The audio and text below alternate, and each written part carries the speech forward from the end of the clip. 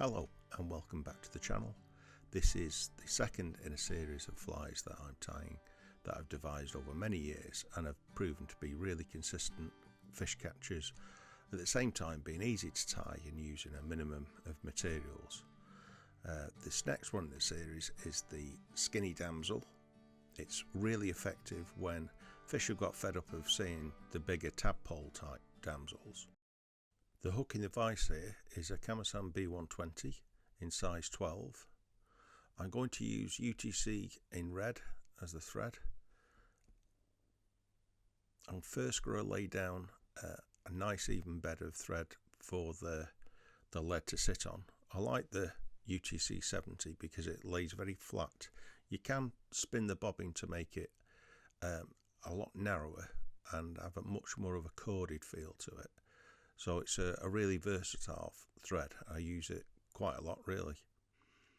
So I've created the thread bed which goes slightly round the bend of the hook.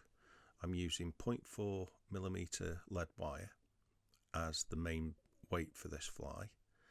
You can also try a small gold bead, but when fish are getting a bit wary, I tend to sort of keep it fairly drab really. I find applying the lead in this single layer that covers most of the straight part of the shank also enables the fly to fish on an even keel. I'm running some open thread wraps through the lead wire to secure it to the hook shank, and I'm using an olive marabou for the tail and creating a small shuttlecock here. You can't see it really on camera. You need to keep fairly sparse because the fly doesn't really work well with a bushy tail. The idea is that you've got like a thin sinewy tail, and I'm just wetting it slightly so I can measure the length of it, which is about 1.5 hook lengths. I'm tying it in just where the gap between the lead wire and the bend of the hook is, and then I'm going to trim it fairly close.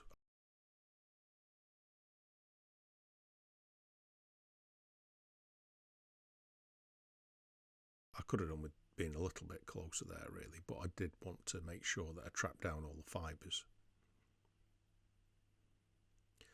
I'm applying quite a bit of tension there because I want it to keep it as flat as possible to try and keep the body even. And what I'm doing is just putting a couple of wraps of thread underneath the tail, so it just helps the tail kick up a bit and stops it wrapping around the bend of the hook when you're fishing with it.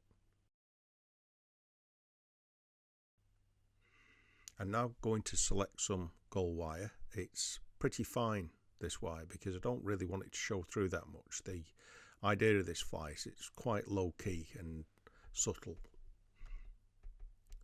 So always take off about 4 or 5 times the amount that you think you need so you can tie a batch of these flies and you've got less waste then. It also makes it a bit easier to handle. So I either pull the wire or use a pair of snips to cut it, because you don't want to use your best scissors on metal wire. So I'm just catching it in at the tail. I'm putting a couple of loose wraps and then at the same time pulling the wire back so you've just got the length of the wire along the shank and you don't have to then trim it off at the end. I'm now getting some olive turkey herl. This is quite a soft fibre.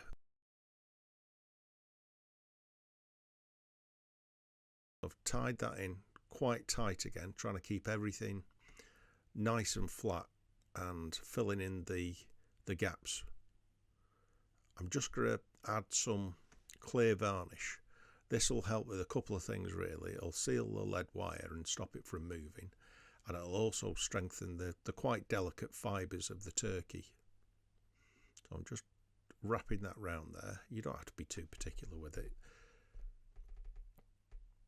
And then while the varnish is still wet, I wrap the herl round in sort of flat, pretty touching turns. If the turns don't actually sort of match up exactly where you want it, don't worry, because the red thread will mean that you've got that little bit of attractor point in the fly.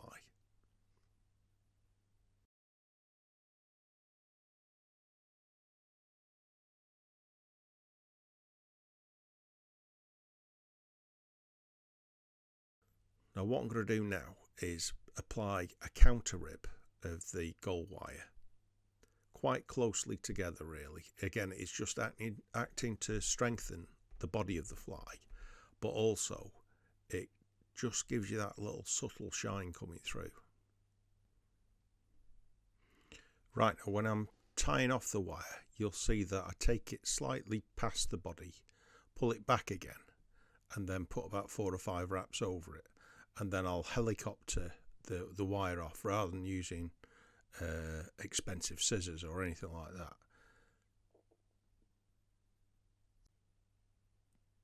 Right, I'm going to add a hackle now. This is from like a Chinese or Indian cock cape, which is quite soft and webby.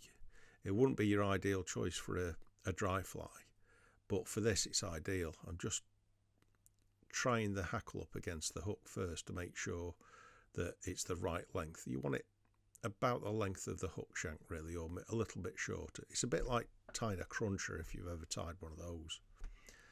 Now I'm putting quite a few turns on that hackle stem because they are quite slippy, and this is quite thick as well, so there's a fair chance it's going to pull out if you don't put a few good turns on it.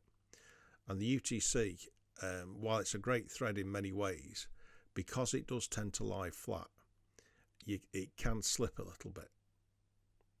So you can either spin the bobbin to cord it up and make it a bit tighter, or you can just put an extra few wraps in. I'm just sort of trying to loosen up the hackle fibres. I've done about 2 turns, and what I'm doing here is just pulling the hackle stalk back to create a bit of a point of weakness. Snip that off with the scissors, and then I'll pull everything back again. So I'm pulling the tip of that hackle point back and giving it and whipping it sort of fairly tight, and then I can just pluck the tip of the hackle out, and it's a much easier way and closer way of finishing your fly. So I'm now going to apply a couple of whip finishes. I always do 2, because even though the varnish can hold the thread in place, if a fish really gets its teeth into this fly, you'll find that the thread head is probably one of the weakest spots. So I just stick an extra one in. This is also for my clients who buy the flies off me. You know, it's an extra bit of security for them, because if it's the last one in the box and it's catching well, you know, they want to be able to carry on fishing with it. So I'm just nipping that off now, and I'll just tidy the head up a little bit because there's 1 or 2 stray fibres. Ideally you'd do this just beforehand. Sometimes you can use a lighter a lighter flame or a match flame to just singe these off, but it is quite a sort of bushely hackle fly, so there is a chance that you might burn the thread. So all that's left to do really is to apply a dot of varnish onto the end.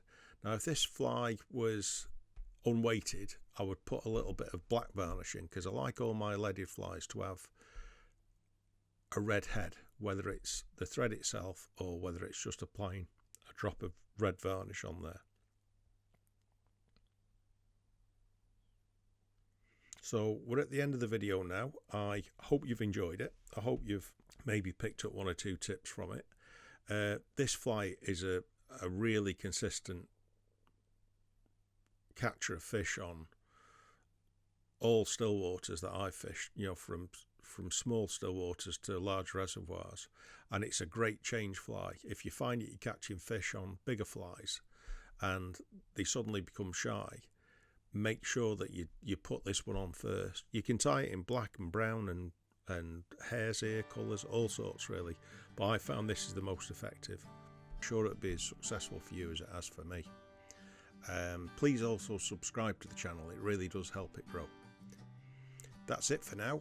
I'll see you next week with another pattern and tight lines. Bye now.